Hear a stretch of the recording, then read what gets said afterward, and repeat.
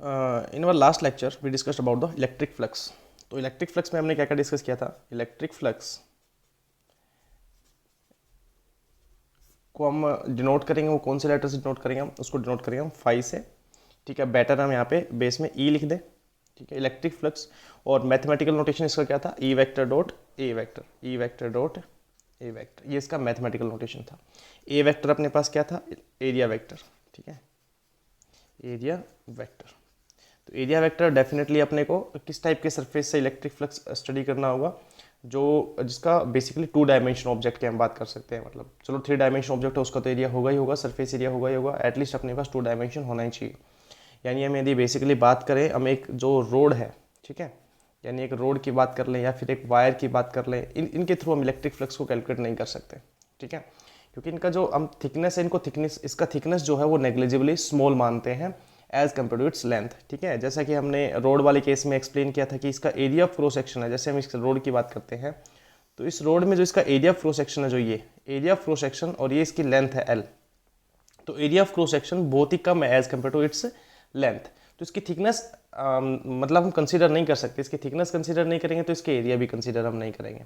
तो इसमें electric flux का कोई रोल नहीं होगा। हाँ, इसकी वजह से हम इलेक्ट्रिक फ्लक्स निकाल सकते हैं, लेकिन इसके थ्रू इलेक्ट्रिक फ्लक्स नहीं होगा। तो इलेक्ट्रिक फ्लक्स बेसिकली कैसे होगा, जैसे अपने पास स्क्वायर हो सकता है, इसके थ्रू इलेक्ट्रिक फ्लक्स हो सकता है, राइट। ठीक है, कोई रेक्टेंगल हो सकता है, कोई ट्रेपेजियम हो सकता है, राइट, कोई ट्रायंगल हो सकता है अपने पास, इसके थ्रू इलेक्ट्रिकल फ्लक्स हो सकता है। और लाइक अपने पास स्फीयर हो सकता है, ठीक है, स्फीयर हो गया, राइट। ठीक है, सर्कल हो गया अपने पास। ठीक है, ये सारे वो शेप हैं या अपने पास ऑब्जेक्ट्स हैं जिनके थ्रू अपने पास कोई भी लेमिना होगा, अपने पास प्लेन लेमिना। ठीक है, दिस आर प्लेन लेमिना, इसका भी कोई ना कोई एरिया होगा ए।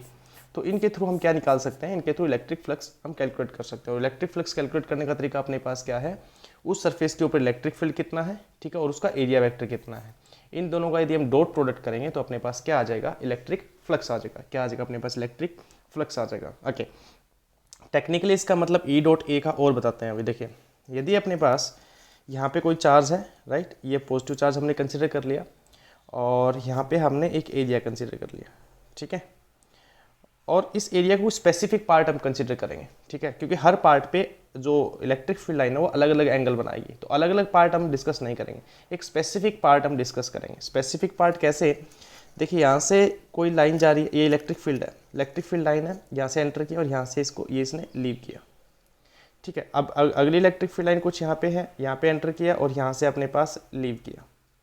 ठीक है, सिमिलरली अगला हम इलेक्ट्रिक फील्ड की बात कर लेते हैं। यहाँ से अपने पास लाइक कोई लाइन है, यहाँ पे इलेक्ट्रिक फील्ड लाइन एंटर कर रही है और यहाँ से अपने पास क्या कर रही है, इलेक्ट्रिक फील्ड लाइन इसको लीव कर रही है। अब यदि हम अलग अलग जगह पे एरिया वेक्टर को ड्रॉ करें तो अलग अलग जगह पे एरिया वेक्टर अलग अलग होगा ये, बट इस सरफेस के जो इस सरफेस है, ये है अपने पास सरफेस, ठीक है, लेकिन इस सरफेस के क्या होगा, ये परपेंडिकुलर होगा। इस सरफेस के परपेंडिकुलर, जैसे इस सरफेस के जो परपेंडिकुलर बनेगा वो ऑलमोस्ट कुछ ऐसे परपेंडिकुलर बनेगा। ठीक है, ये अपने पास इस सरफेस के परपेंडिकुलर, ये इस सरफेस के परपेंडिकुलर। देखिए, ये भी एरिया वेक्टर है, ये भी एरिया वेक्टर है और ये भी एरिया वेक्टर है। ये तीनों क्या है, अपने पास एरिया वेक्टर है। ठीक है, हम 3 अलग अलग पॉइंट पे इस चीज़ को कंसीडर करना चाह रहे हैं। यदि हम इलेक्ट्रिक फ्लक्स निकालेंगे, यदि इस पूरे सरफेस का निकालेंगे, तो हमें अलग अलग सरफेस पे इलेक्ट्रिक फील्ड लाइन अलग अलग पॉइंट पे इस एरिया वेक्टर के साथ अलग अलग एंगल बनाएगी। हमने सिर्फ 3 इलेक्ट्रिक फील्ड लाइन यहाँ पे कंसीडर की है। आप इससे ज़्यादा इलेक्ट्रिक फील्ड लाइन कंसीडर करोगे तो अपने पास इससे ज़्यादा एंगल बनेंगे। ठीक है, तो यहाँ पे क्या करना है अपने को, एक इस ई डॉट ए का मैं मीन या ये मतलब एक्सप्लेन करना चाह रहा हूँ आपको। ठीक है, इसके थ्रू कैसे निकालेंगे वो स्पेसिफिक केस में हम डिस्कस करेंगे। यदि यहाँ पे जो एंगल है इन दोनों के बीच में, वो एंगल कुछ थीटा है। ठीक है, ये अपने पास ई वेक्टर हो गया, ठीक है, और ये अपने पास ए वेक्टर हो गया। ई वेक्टर ओ ए वेक्टर के बीच में एंगल कितना है, थीटा। तो ये एक छोटा सा एरिया यहाँ पे कंसिडर कर लिया, ये वाला जो छोटा सा एरिया है जिसका एरिया वेक्टर अपने पास क्या है, ए। ये छोटा सा एरिया और इसका एरिया वेक्टर कितना है, ए, और यहाँ से इलेक्ट्रिक फील्ड कितना है, ई। तो इस पर्टिकुलर पॉइंट से फ्लक्स कितना होगा, फ्लक्स इज इक्वल टू अपने पास हो जाएगा ई वेक्टर डॉट ए वेक्टर, और इसका जो है मैग्नीट्यूड फॉर्म लिखे तो अपने पास क्या आ जाएगा, ई ए कोस थीटा। ठीक है, ये इसका डॉट प्रोडक्ट का मैग्नीट्यूड फॉर्म है, ई ए कोस थीटा आ गया अपने पास। अब जो ई ए कोस थीटा है, इसको देखिए हम कुछ अलग अलग टर्म से लिख सकते हैं। देखिए, या तो इसको ऐसे लिख सकते हैं, ई फाई इज इक्वस टू ई, ये ए कोस थीटा ना, ये एक टर्म मान लेते हैं हम, A cos theta is A single term. अब ये ए कोस थीटा इसमें क्या एक्सप्लेन कर रहा है, या फिर दूसरा टर्म हम लिख सकते हैं फाई इज इक्वल टू ए को अलग से लिख लिया हमने और ई कोस थीटा को हमने सिंगल टर्म मान लिया, ठीक है। या तो आप ई कोस थीटा कंसिडर एक टर्म मान लें या फिर ए कोस थीटा एक टर्म मान लें, अदरवाइज ये जनरल फॉर्म तो है ही अपने पास। तो यहाँ पे फ्लक्स देखिए, यदि इसी डायग्राम को हम नीचे दोबारा बनाएं, साइड में बनाएं इसी डायग्राम को, अलग से इस डायग्राम को, सिर्फ इतने पर्टिकुलर पार्ट को हम एक्सप्लेन कर रहे हैं, इतने पर्टिकुलर पार्ट को हम एक्सप्लेन कर रहे हैं, इस पर्टिकुलर पार्ट को हम यहाँ पे एक्सप्लेन करेंगे। तो यहाँ पे कुछ जो है ई वेक्टर है अपने पास, ई वेक्टर वो है ये वाला, राइट, और यहाँ पे अपने पास है ए वेक्टर ये वाला, और इन दोनों के बीच में एंगल है थीटा, ठीक है। तो यदि हम ई का कंपोनेंट ए के साथ लिखें, ठीक है, हम क्या लिख रहे हैं, ई का कंपोनेंट ए के साथ लिख रहे हैं, तो क्या लिखा जाएगा, ई कोस थीटा, ठीक है। यानी ये वाला जो ई वेक्टर है इसका कंपोनेंट यदि ए की डायरेक्शन में लिखे तो अपने पास क्या आएगा, ई कोस थीटा, यानी ई कोस थीटा इंटू ए, यानी इसका मैग्नीट्यूड और ये मैग्नीट्यूड, इन दोनों को मल्टीप्लाई करें, यानी दोनों को इलेक्ट्रिक फील्ड और एरिया दोनों को सेम डायरेक्शन वाले कंपोनेंट को मल्टीप्लाई करें तो फ्लक्स आ जाएगा, ओके। इसी का दूसरा पार्ट हम यदि एक्सप्लेन करें तो, राइट, दूसरा पार्ट अपने पास जैसे ये अपने पास क्या था, ई वेक्टर, और ये अपने पास क्या था, ए वेक्टर, ठीक है, और ये एंगल क्या है, थीटा। इस ए का कंपोनेंट ई की डायरेक्शन में लिखे तो, ए का कंपोनेंट कहाँ लिखे, ई की डायरेक्शन में लिखे तो अपने पास क्या आ जाएगा, ए कोस थीटा, यानी ए कोस थीटा और ई को हमने क्या करना है, मल्टीप्लाई करना है। यानी फ्लक्स का बेसिक फॉर्मूला अपने पास क्या है, जो दो वेक्टर हैं, ठीक है, एक तो ए का कंपोनेंट, यदि ए का कंपोनेंट है तो ठीक है, अदरवाइज ए को डायरेक्ट मल्टीप्लाई कर दो, ठीक है। और यहाँ पे भी ई का कंपोनेंट, यदि ई का कंपोनेंट ठीक है, अदरवाइज ई को डायरेक्ट मल्टीप्लाई कर दो। दोनों कंपोनेंट जो सेम डायरेक्शन में होंगे उन दोनों को यदि मल्टीप्लाई कर दें, यानी एरिया और इलेक्ट्रिक फील्ड, दोनों कंपोनेंट जो सेम डायरेक्शन में होंगे उन दोनों को यदि हम मल्टीप्लाई कर दें तो अपने पास क्या निकलेगा, वहां से इलेक्ट्रिक फ्लक्स निकलेगा। तो वहां से क्या निकलेगा, अपने पास इलेक्ट्रिक फ्लक्स निकलेगा, ठीक है।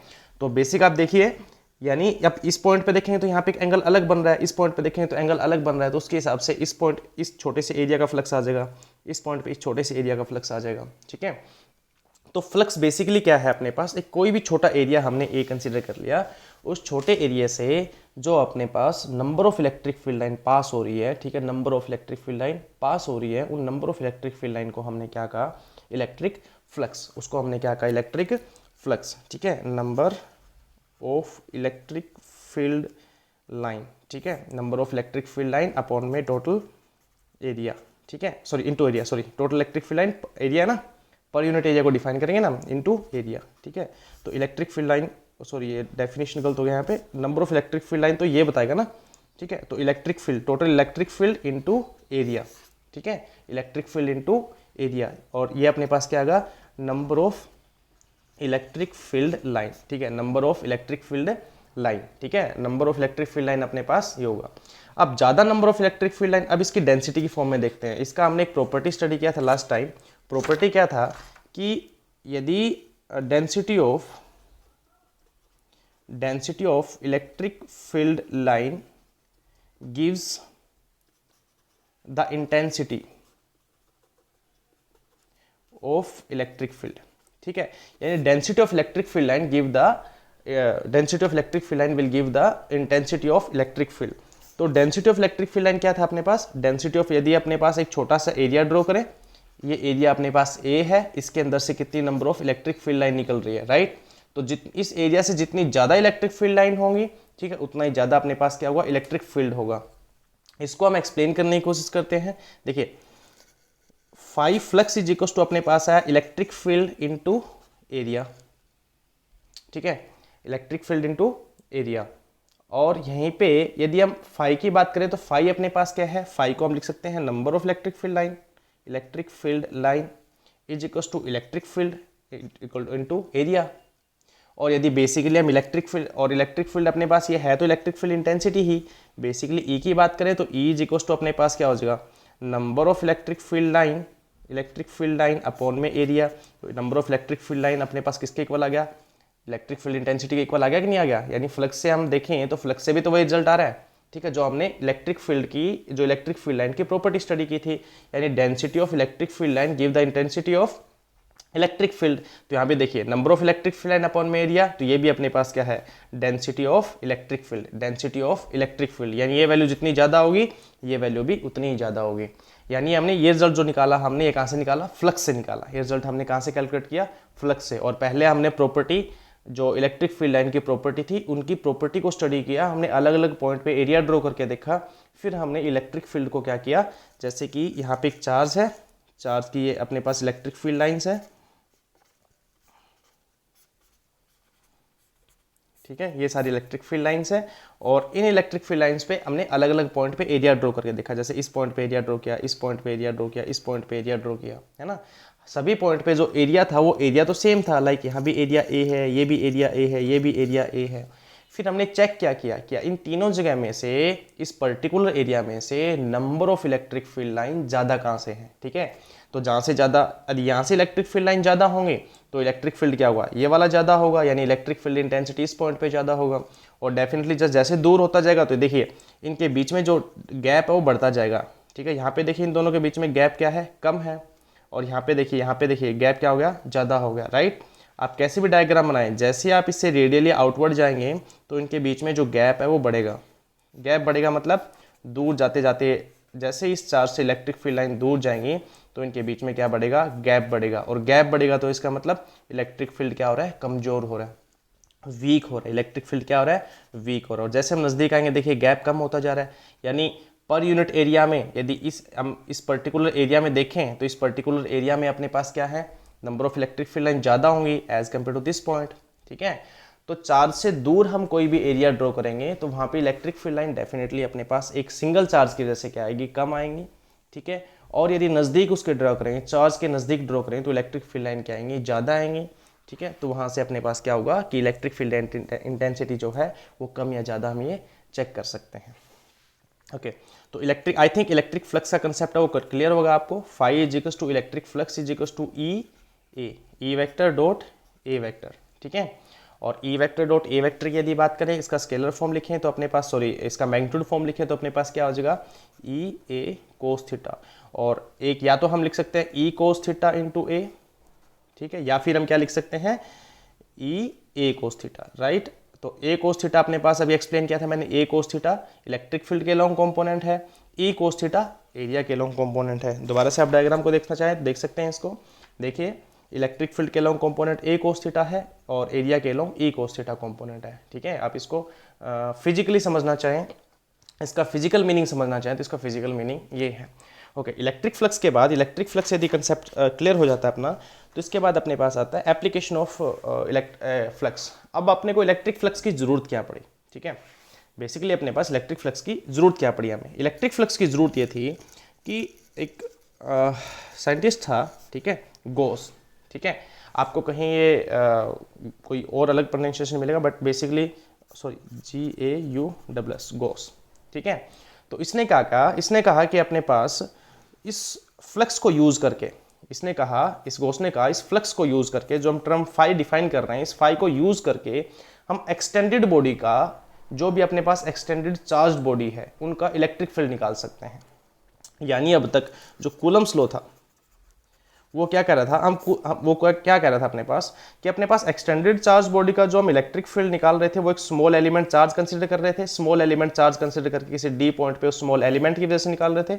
फिर हम क्या कर रहे थे, उसको इंटीग्रेट कर रहे थे, ठीक है। यानी पूरी इस रोड को, इस लेंथ को क्या कर रहे थे, हम इंटीग्रेट कर रहे थे। और इंटीग्रेट करने के बाद अपने पास क्या आ रहा था, टोटल इलेक्ट्रिक फील्ड आ रहा था। लेकिन गॉस ने क्या कहा कि हम फ्लक्स को यूज करके, इस टर्म फ्लक्स को यूज करके ऐसा कुछ बिना उसको पॉइंट चार्ज कंसीडर किए बिना एक्सटेंडेड चार्ज बॉडी का हम क्या निकाल सकते हैं, इलेक्ट्रिक फील्ड निकाल सकते हैं। क्या निकाल सकते हैं हम, इलेक्ट्रिक फील्ड निकाल सकते हैं। तो इसके एप्लीकेशन के बारे में डिस्कस करते हैं। तो गॉस ने क्या कहा, उसने कहा कि फ्लक्स को यूज करके, by using this flux, electric flux, okay, we can find out electric field intensity due to extended charge body. किसकी वजह से, एक्सटेंडेड चार्ज बॉडी, ठीक है। गॉस ने कहा फ्लक्स को यूज करके इलेक्ट्रिक फील्ड इंटेंसिटी कैलकुलेट कर सकते हैं, किनका, एक्सटेंडेड चार्ज बॉडीज का। जैसे हमने अभी जो पहले एक रोड का हमने इलेक्ट्रिक फील्ड इंटेंसिटी निकाला था, ठीक है, वो इनफाइनाइट रोड थी अपने पास, ठीक है। और अपने पास क्या एक्सटेंडेड चार्ज बॉडी, अपने पास हमने एक रिंग का इलेक्ट्रिक फील्ड निकाला था, राइट, किसी पॉइंट P पे x डिस्टेंस पे, ठीक है, इसका रेडियस कुछ a था। तो बोलता है अब इन चीज़ों का हम जो है क्या निकाल सकते हैं। हमने इस पे कैसे किया था, बाय यूजिंग कूलम्स लॉ किया था हमने। कूलम्स लॉ में स्मॉल चार्ज हमने कंसिडर किया था, स्मॉल चार्ज को इंटीग्रेट किया। यहाँ पे भी हमने क्या किया, स्मॉल चार्ज को कंसिडर किया और उसको इंटीग्रेट किया इसके लॉ, फिर अपने पास आया। बट गॉस ऐसा नहीं कहता, गॉस कहता है सिंपली अपने को क्या चाहिए, फाई चाहिए, और फाई से हम निकाल सकते हैं। लेकिन जब कोई लॉ है, जब इसने कोई नियम दिया उसको कैलकुलेट करने का, तो बेसिकली कुछ बेसिक ऑब्जर्वेशन, बेसिक अजम्पशंस भी होंगे। तो सबसे पहले उसने क्या किया, सबसे पहले एक गॉसियन सरफेस आपको चूज करना होगा। ठीक है, क्या चूज करना होगा, गॉसियन सरफेस। अब ये गॉसियन सरफेस क्या है, ठीक है, सबसे पहले यदि हमें इसको, इसके गॉस लॉ को इंप्लीमेंट करना है, इसको अप्लाई करना है, तो सबसे पहले हमें क्या चूज करना होगा, गॉसियन सरफेस चूज करना होगा। अब गॉसियन सरफेस बेसिकली क्या है, उसने कहा कि गॉसियन सरफेस किसी भी charge body, extended charge body को, यदि हम मान लेते हैं ये कोई चार्ज है, ठीक है, और ये एक्सटेंडेड चार्ज है, लाइक ये स्फीयर के ऊपर चार्ज है, छोटा चार्ज नहीं है, ये एक्सटेंडेड चार्ज है, और हमें इस चार्ज की वजह से इसके नजदीक इलेक्ट्रिक फील्ड निकालना है। ठीक है, तो गॉस ने क्या कहा, सबसे पहले जिस भी पॉइंट पे अपने को इलेक्ट्रिक फील्ड निकालना है, ठीक है, और जिस चार्ज की वजह से निकालना है, उस चार्ज को एक सरफेस के अंदर इनक्लोज करना होगा, उस एक सरफेस के अंदर क्या करना होगा, बंद करना होगा। ठीक है, एक सरफेस के अंदर बंद करना है, तो ऑलमोस्ट अपने पास कैसे सरफेस होंगे, 3D सरफेस होंगे, जैसे स्फीयर हो गया, जैसे सिलेंडर हो गया, ठीक है, जैसे क्यूबॉइड हो गया। तो इस टाइप के सरफेसेज होंगे जिसके अंदर हमें इसको बंद करना होगा। तो इस चार्ज को यदि हम बंद करना चाहें, तो इस चार्ज को हम क्यूबॉइड के अंदर ही बंद कर सकते हैं। ठीक है, इसको हम एक सिलेंडर के अंदर ही बंद कर सकते हैं। बट उसको बंद करेंगे तो ये हमारे ऊपर होगा कि हम किस टाइप का सरफेस चूज करेंगे। तो गॉसियन सरफेस कैसा हो सकता है, गॉसियन सरफेस एक सिलेंडर हो सकता है। ठीक है, एक सिलेंडर हो सकता है गॉसियन सरफेस अपने पास, एक स्फीयर हो सकता है अपने पास, ठीक है, एक क्यूबॉइड हो सकता है अपने पास, एक गॉसियन सरफेस।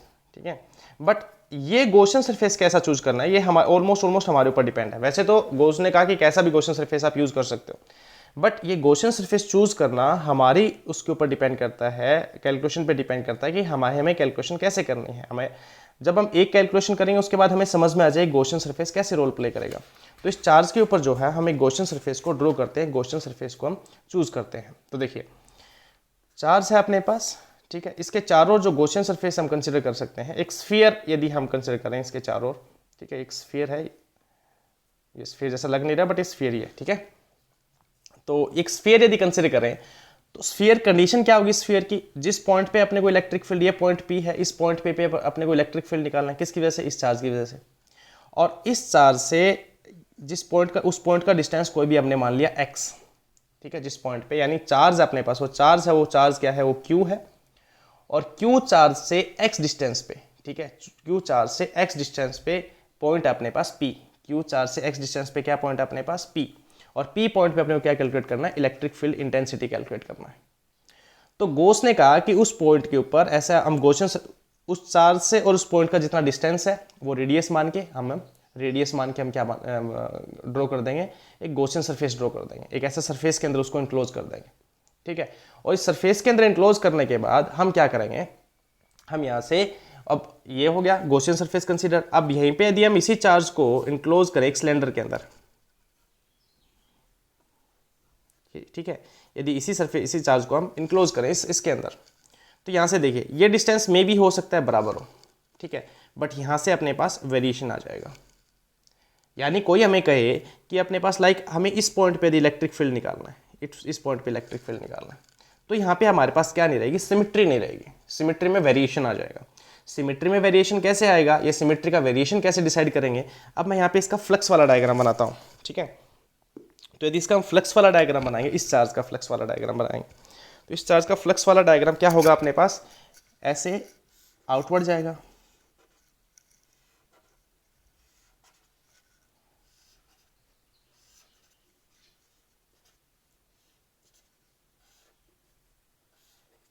ठीक है जी। ये अपने पास क्या बन गया, फ्लक्स वाला डायग्राम बन गया इसका। ऐसे आप कितनी भी लाइन ड्रॉ कर सकते हैं जितनी आप ड्रॉ करना चाहें। अब इस वाले केस में हम फ्लक्स वाला डायग्राम बनाते हैं, ठीक है।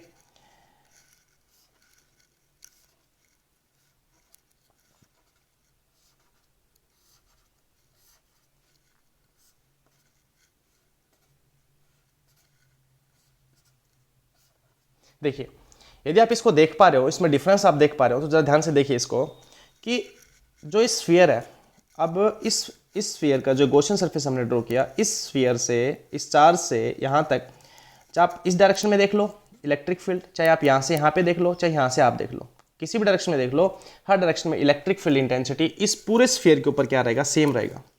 इस पूरे स्फीयर पे अपने पास क्या रहेगा, सेम रहेगा। लेकिन इस वाले केस में देखिए, इस वाले केस में ये वाला देखिए, ये वाला पॉइंट अलग डिस्टेंस पे है, अगला जाता है फिर अपने पास, देखिए ये वाला पॉइंट अलग डिस्टेंस पे आ गया, जैसे ये सिलेंडर से बाहर निकलेगा, जैसे यहाँ पे आएगा ये वाला पॉइंट अलग आ जाएगा, ठीक है, अलग डिस्टेंस पे। जैसे इधर आएगा अपने पास ये पॉइंट अलग डिस्टेंस पे आ जाएगा और एंगल भी अलग हुआ। देखिए यहाँ पे एरिया वेक्टर इसका ये बनेगा, इस वाले सरफेस का एरिया वेक्टर ये बनेगा, ठीक है। और इस पॉइंट पे देखिए ये अपने पास सिमेट्री नहीं रहा, यहाँ पे डिस्टेंस अलग है, यहाँ पे इस सरफेस से आके डिस्टेंस अलग हो गया। यानी अपने पास हम बेसिकली इस गॉसियन सरफेस को इसके अलोंग डिफाइन नहीं कर सकते, हम एक्सप्लेन नहीं कर सकते, कोई सिमेट्री नहीं निकाल सकते जिस बेस पे हम इलेक्ट्रिक फील्ड को कैलकुलेट कर पाएंगे। तो बेसिकली हमें कुछ ऐसा गॉसियन सरफेस इंट्रोड्यूस करना है, ऐसे गॉसियन सरफेस को हमें पढ़ना है कि जिस गॉसियन सरफेस से अपने पास क्या हो, कोई ना कोई किसी न किसी टाइप की हम क्या देख सकें, सिमेट्री देख सकें। तो यहाँ पे सिमेट्री ये है कि इस गॉसियन सरफेस के ऊपर, ये सरफेस आप गॉसियन सरफेस कुछ अलग नहीं है, एक इमेजिनरी एक स्फीयर आपको इमेजिन करना है, उस स्फीयर के अंदर एक चार्ज इमेजिन करना है, ठीक है। स्फीयर अपने पास एक ऐसा इमेजिन करो कि स्फीयर अपने पास एक कोई भी लाइक एक बॉल है, उस बॉल के सेंटर में अपने पास क्या है, एक चार्ज है, ठीक है। और यदि उसके बॉल के सेंटर में यदि अपने पास चार्ज है, तो बॉल के सरफेस के ऊपर उस चार्ज की वजह से इलेक्ट्रिक फील्ड क्या रहेगा, सेम रहेगा। लेकिन वही चार्ज यदि हम एक सिलेंडर के अंदर रख दें, सिलेंडर के अपने पास एक्सिस पे, बेसिकली हम एक्सिस ही यहाँ पे हमें कंसिडर करना पड़ेगा, क्योंकि हम एक सिलेंडर का सेंटर कंसिडर करें तो क्या करें, ठीक है, इस एक्सिस के लोग यदि हम रख दें, ठीक है, यानी इसको हम सेंटर बोल रहे हैं तो अपने पास यहाँ पे वेरिएशन आ जाता है थोड़ा, ठीक है। तो आप एक्सिस के ऊपर रख दें, ऐसा मान लें आप एक्सिस के लोग रख दें, एक्सिस के सेंटर पे रख दें हम, तो अपने पास सिमेट्री नहीं बनती है। तब अपने पास देखिए अलग अलग पॉइंट, हर एक पॉइंट सिलेंडर का हर एक पॉइंट चार्ज से अलग दूरी पे होगा, जबकि यहाँ पे अपने पास सेम डिस्टेंस होगा। यदि बेसिकली देखें तो अपने पास क्या बनेगा, सिमेट्री बनेगा, एक इलेक्ट्रिक फील्ड का सिमेट्री बनेगा। अब यदि आप निकालना चाहें तो इसकी वजह से भी निकाल सकते हैं, लेकिन प्रॉब्लम वही क्रिएट हो जाएगी, कौन सी वाली, जो हमने एक स्क्वायर प्लेट अभी कंसिडर किया था। यानी एक स्क्वायर प्लेट से यहाँ पे अपने पास एक चार्ज है, और इस चार्ज से अपने पास इलेक्ट्रिक फील्ड कैसे गया, यहाँ से ऐसे गया, यहाँ से इलेक्ट्रिक फील्ड अपने पास ऐसे गया, ठीक है, यहाँ से अपने पास इलेक्ट्रिक फील्ड ऐसे गया। अब देखिए इसका यदि हम नॉर्मल वेक्टर ड्रॉ करें तो अपने पास नॉर्मल तो ऐसे बनेगा, तो ये वाला एंगल अलग बनाएगा, ये वाला एंगल अलग बनाएगा, और ये वाला नॉर्मल बनाए तो एंगल अलग बनेगा। जब अलग अलग एंगल बनेगा तो सबका फ्लक्स अपने पास φ1, φ2, φ3 अलग अलग आएगा। तो यहाँ पे भी यदि अलग अलग पॉइंट पे हमें कंसिडर एरिया बनाए तो ऐसे बहुत सारे एरिया बनाने पड़ेंगे, क्योंकि जो सिलेंडर होगा वो लाइक कुछ आप इमेजिन कर सकते हो, जो सिलेंडर होगा वो इस जो एक कैप है इस फॉर्म में होगा अपने पास सिलेंडर, राइट। ये 3D ऑब्जेक्ट है तो ऐसा होगा। तो इस सिलेंडर से अपने पास यदि इसके सेंटर में चार्ज रखेंगे हम, तो बेसिकली यहाँ पे अलग अलग पॉइंट पे अपने पास एरिया कंसिडर करना पड़ेगा, क्योंकि अलग अलग एरिया पे फ्लक्स क्या आएगा, अलग अलग आएगा। बट इस केस में ऐसा नहीं होगा। इस केस में यदि हम एक स्मॉल एरिया यहाँ पे कंसिडर कर लें, अब स्फीयर का केस एक्सप्लेन कर रहे हैं हम यहाँ पे, ठीक है। ये चार्ज हो गया, इसके चारों ओर अपने पास क्या है, एक स्फीयर है, ठीक है। और यदि अपने पास यहाँ से जो इलेक्ट्रिक फील्ड बाहर जाएगा वो इस सरफेस के परपेंडिकुलर रहेगा, ठीक है। स्फीयर के क्या रहेगा, परपेंडिकुलर रहेगा। वैसे तो स्फीयर के परपेंडिकुलर हम ड्रॉ कैसे करें, लेकिन किसी भी कर्व्ड बॉडी के आप परपेंडिकुलर आपको ड्रॉ करना आता है टेंजेंट के अक्रॉस, राइट। ये रेडियस हो गया, रेडियस से यहाँ पे हम एक टेंजेंट ड्रॉ करें तो अपने पास इलेक्ट्रिक फील्ड ऐसा जाएगा। आप किसी भी पॉइंट पे देखिए, हर एक पॉइंट पे इलेक्ट्रिक फील्ड रेडियस के लॉन्ग ऐसे बाहर की तरफ होगा, और जो रेडियस होता है वो टेंजेंट के कैसे होता है, परपेंडिकुलर होता है, ठीक है। ऐसे इलेक्ट्रिक फील्ड बाहर की तरफ होगा, ऐसे इलेक्ट्रिक फील्ड बाहर की तरफ होगा, ऐसे इलेक्ट्रिक फील्ड बाहर की तरफ होगा, ऐसे इलेक्ट्रिक फील्ड बाहर की तरफ, ठीक है। ये इलेक्ट्रिक फील्ड क्या आएगा अपने पास, आउटवर्ड आएगा ऐसे हर जगह पे। तो यानी ये जो इलेक्ट्रिक फील्ड होगा ये अपने पास इस स्फीयर के क्या होगा, परपेंडिकुलर होगा। यानी स्फीयर के ऊपर हम एरिया ड्रॉ करें, यदि छोटा सा एरिया यहाँ पे अज्यूम करें हम, इस स्फीयर के ऊपर छोटा सा एरिया क्या करें हम, अज्यूम करें। यहाँ पे एक छोटा सा एरिया हमने अज्यूम किया, यहाँ पे यदि एरिया ड्रॉ करें तो एरिया भी अपने पास क्या बना, आउटवर्ड नॉर्मल बनाना है, तो बाहर की तरफ परपेंडिकुलर बना। और इलेक्ट्रिक फील्ड भी अपने पास क्या है, परपेंडिकुलर है। तो एरिया और इलेक्ट्रिक फील्ड के बीच में एंगल कितना हो गया, 0 डिग्री। अब वही आप एरिया चाहे यहाँ पे कंसिडर कर लें, यहाँ पे एरिया हमने छोटा सा कंसिडर किया एरिया, और इस एरिया पे इस एरिया के हम यदि परपेंडिकुलर ड्रॉ करें तो एरिया के परपेंडिकुलर ऐसे एरिया वेक्टर आएगा, और एरिया और इलेक्ट्रिक फील्ड के एंगल बीच में एंगल कितना हुआ, 0 डिग्री एंगल हुआ, ठीक है। सिमिलरली यहाँ पे भी 0 डिग्री एंगल हुआ। फिर आगे आप यहाँ अज्यूम कर सकते हैं, राइट, कहीं भी आप अज्यूम कीजिए। स्फीयर के ऊपर जो भी हम छोटा एरिया ड्रॉ करेंगे और उसके ऊपर जो परपेंडिकुलर हम ड्रॉ करेंगे, ठीक है, स्फीयर के ऊपर हम क्या ड्रॉ करेंगे, परपेंडिकुलर ड्रॉ करेंगे, तो वो अपने पास उस स्फीयर के परपेंडिकुलर होगा, और इलेक्ट्रिक फील्ड भी स्फीयर के परपेंडिकुलर होगा। दो वेक्टर इसके परपेंडिकुलर, तो दोनों के बीच में एंगल कितना हो गया, 0 डिग्री। दोनों वेक्टर कैसे हुए? पैरेलल। तो देखिए इस वाले केस में देखिए, इस वाले केस में देखिए, इसमें हर बार एंगल क्या आएगा? अलग अलग आएगा। एरिया के साथ हर बार एंगल कैसा आएगा? अलग अलग आएगा। एरिया के साथ एंगल अलग अलग आएगा तो हर पॉइंट पे इलेक्ट्रिक फील्ड अलग हुआ, और हर पॉइंट पे इलेक्ट्रिक फील्ड अलग हुआ तो हमारे कैलकुलेट करना मुश्किल होगा। लेकिन इस केस में एक समस्या का समाधान हो जाता है कि यदि हम एक स्मॉल एरिया कंसिडर कर रहे हैं, that small area is D A, ठीक है ना। जैसे अपने पास dx था तो ऐसे अपने एक स्मॉल एरिया dA कंसीडर कर लिया, और dA को हम क्या कर देंगे? इंटीग्रेट कर देंगे। यानी यहाँ पे यदि हम फ्लक्स देखें, इस छोटे से एरिया से फ्लक्स देखें, ठीक है, let that small flux through that small area is D phi, and this D phi is equals to E vector dot dA vector, and this is the dA vector, this guy is the dA vector, right? Now d phi is, by using the scalar form, magnitude form, E dA cos theta, and theta between E and dA is 0 degree, and the theta between E and dA is, किसी point पे आप area draw कर सकते हैं, किसी point पे, हर point पे E और dA के बीच में कितना आएगा? 0 डिग्री। तो देखिए अपने पास कितना आ जाएगा? D phi is equal to E dA cos 0 degree, और कोस 0 की वैल्यू कितनी होती है? 1 होती है। तो डी फाई कितना आ गया? E dA, ठीक है। तो हमारे लिए फ्लक्स निकालना इजी होगा। गॉस तो कहता है आप कैसा भी जैसा आपको अच्छा लगे वैसा आप क्या कर सकते हो? गॉसियन सरफेस ड्रॉ कर सकते हो, बट ये हमें चूज करना है कि सिमेट्री हमें किस टाइप की चूज करनी है। उस सिमेट्री के बेस पे हमें क्या करना है? वो area choose curved surface choose करना है, उसका एरिया कंसिडर करना है अपने को, ठीक है। तो अभी के लिए इतना ही। आगे हम इसकी एप्लीकेशन के बेस पे इलेक्ट्रिक फील्ड कैलकुलेट करेंगे।